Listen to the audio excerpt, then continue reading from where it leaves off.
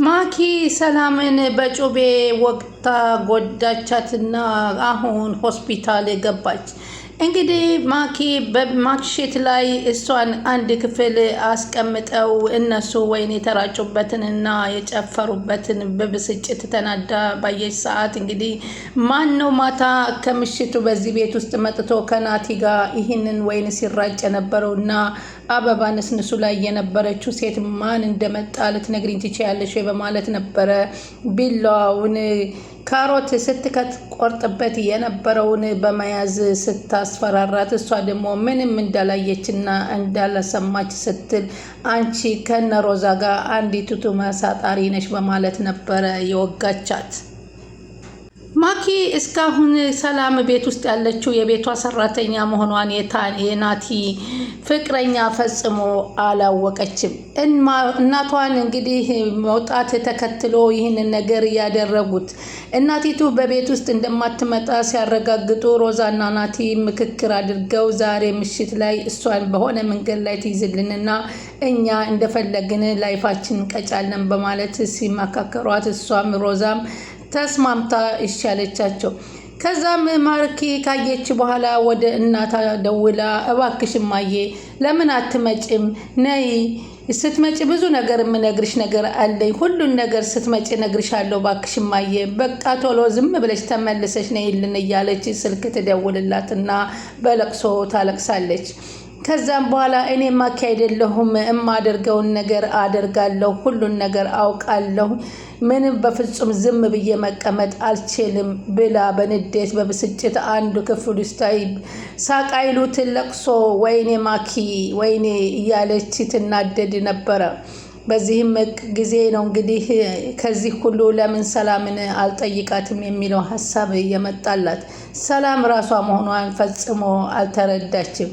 እብዳት ትባል ጤነኛ በሳቅ ብቻዋን በክፍል መሳቅን ጀመረች። የማንም መጫወቻ ሁኜ ልቅር ወይናቻ ማኪ እያለች በራሷ በቃ አበደች።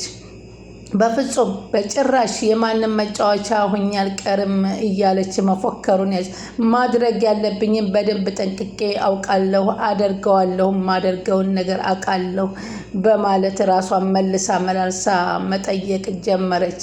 የማንም መጫወቻ ማኪ መሆን የለብሽም አስቢ ማኪ በማለት ማኪ ወይኔ በማለት ይህን ያክል መውደድና ማፍቀር በእኔ ምን ነው ባይወደኝስ እኔ ከወደድኩት በቂ አይደለም ወይ በማለት እንግዲህ የራሷን ውዴታ እየገለጸች ትገኛለች። በዚህን ሰዓት እንግዲህ ሄዳ ማን ነበር እዚህ ቤት የመጣው በማለት አፋጣ ይዛት እንግዲህ ስትጠይቃት በፍጹም እኔ የማውቀው ጉዳይ ነገር የለኝም በማለቷ ነበረ እንደዛ ያደረገቻት። ከዛም በፊት እንግዲህ ይህንን ነገር ለማድረግ ሲያስቡ አይመለከትሽም እያለች ሮዛን ደጋግማ ነግራት ነበር። ሮዛ ደግሞ ከወንድሜ እስካራቅሽ ድረስ ይመለከተኛል፣ ከወንድሜ ዙሪያ ፋራ የማይሆንሽ እኮ የማይወድሽን ሰው ስትወጂ ነው አለቻት። እሱ አንቺን አይመለከትሽም፣ የአንቺ ጉዳይ አይደለም፣ ምን ታደርጊያለሽ? ከሁለታችን መካከል ላይ ውጪ አለቻት።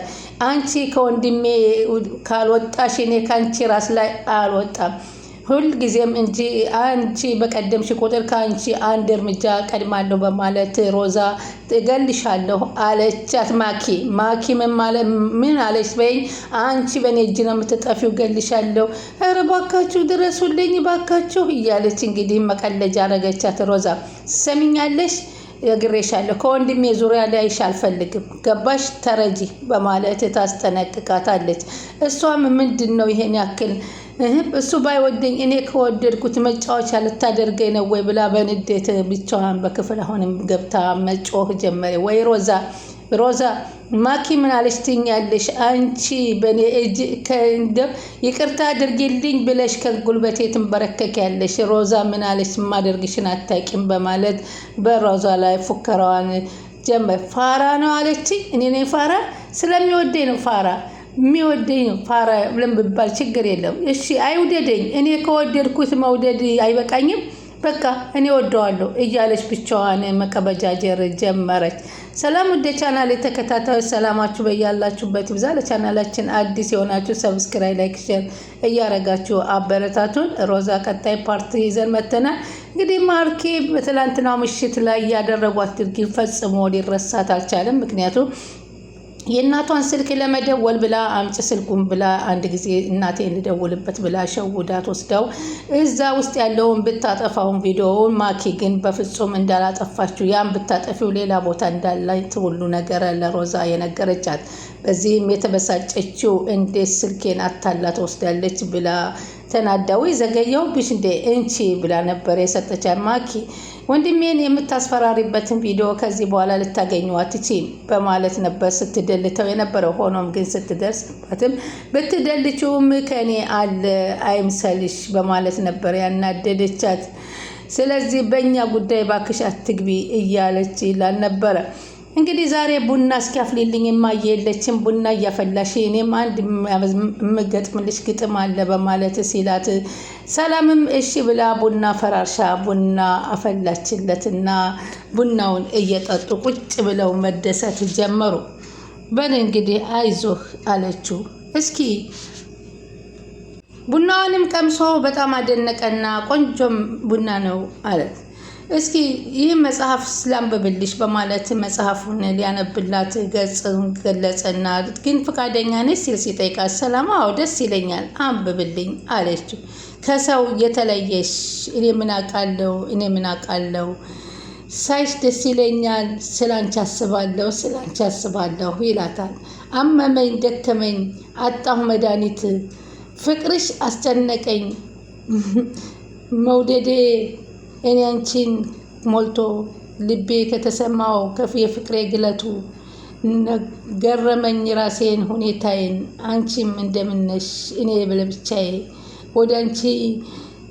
ወደ አንቺ ስቀርብ ተው በለው ነጋ ጠባ አንቺን ሆነ የማሰላስለው ልቤ ተቆልፎ ያሰብከው ብቻ ለመወዳት ልጅ ግን ያውና መክፈቻ ብሎ የሆነ ድባል አመሰግናለሁ ስትል እጇን ሰጥታው ሳመችውና በጣም ደስ የሚል ግጥም ነው የገጠምክልኝ በማለት ሰላም ተደሰተ። በይሽ በቃ ነይ እዚህ ጋር አጠገቤ ቁጭ በይ እንዴ ቡናው ሳልደጋግም ስትለው ይደርሳል ነይ ቶላልና ትራሱን አምጥቶ ጭኑ ላይ ተጋድማ እንድታጫውተው ጠየቃት። በዛም በጣም ተደስቶ በባዶ እንግዲህ ማንም ባላያቸው ቦካ የኔ አባት የኔ እህት እየተባባሉ ፍቅራቸውን ከጨለሙ በኋላ እንግዲህ ሰላም እኮ አንቺ ነሽ ስምን መልአክ ያወጣዋል የሚባለው አንድ አንቺን ተው እንጂ እያለ ስትለው አዎ አለ።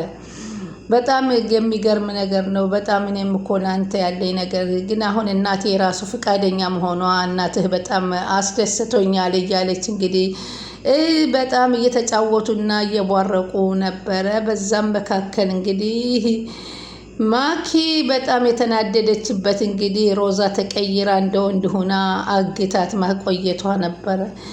እባካችሁ በቃችሁ እስከ ማለት ድረስ ደርሳ ነበረ።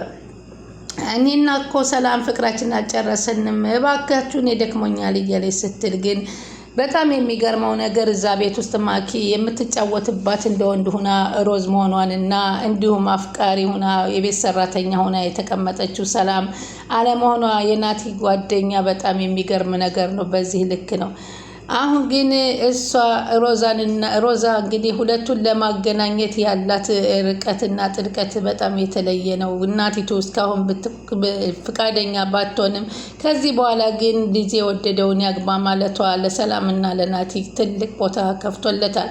እንግዲህ እሷ ሰርግ ይደግሳሉ። በሰርጉ ጊዜ ስጦታውን ሰጣለሁ ብላ ያዘጋጀችውን ቪዲዮውን እንግዲህ ያንን ቪዲዮ እንግዲህ አጥፍታባታለች። ግን ሆኖም እሷ እውነት ይሁን ውሸት ባይታወቅም አለኝ እያለች ነው። እሷ ደግሞ ከተኛችበት ልክ ፌንት ሆና ተወርቃለች። ማኪ ብለው ይቀሰቅሷታል። ሲቀሰቅሷት ምንድነው ሄደች አለች።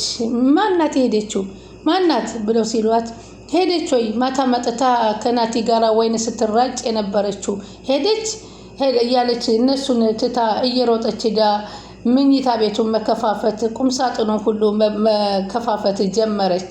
አለች የለችም ብላ በቁም ሳጥን ውስጥ ልክ የደበቃት ነበረ የመሰላት። ያልጋ ቁም ሳጥኑን ሁሉ ተረማመሰችውና ከዛ ምን እየተፈለግሽ ነው ብለው ግራ ተጋብተው ቁመው ይመለከቷት ነበረ። እንዲሁም ሮዛና ናታን የት ነች ብላ የታባቷ ወሰድካት በማለት አንገቱን ትይዘዋለች። እንዴ ምን እያደረግሽ ነው? ማናት አላት። ንገረኝ፣ የታለች አበባ የገዛ የታባቷን ያለችው አበባ የገዛህላት ሴት አለች። ሰላምን ነው እንዴ አለ ሮዝ። እሷማ ትላንትና መታ ወይን ጠጥተው አበው ደንሰው ሳይመሽባት ሄዳለች ወደ ቤቷ አለቻት ሮዝ። ትሰሚኛለሽ አንቺ ከዚህ በኋላ መቼም ቢሆን ሳልጠራሽ ጣልቃ አትግቢ ገባሽ አለቻት። አንቺ መቼም ቢሆን ከናቲ ራቂ አለቻት። ከዛም ሁለቱ ተፋጠጡ። አይገርምም ግን አለች ሮዛ። እኔ ባንቺ ቤት ውስጥ ሳልጠራ ጥልቅ አለ። አንቺ ግን በወንድሜ ህይወት ውስጥ ገባሽ፣ እኔ ባንቺ ህይወት ውስጥ ገባሁ፣ ተመሳሳይ ነን አለቻት። ዞር በይልኝ ብላ ላትማቸው እነሱን እንግዲህ አስተቃቅፋቸው ሄደች። ቻናሉን ሰብስክራይብ ያደርጉ ይጠብቁ።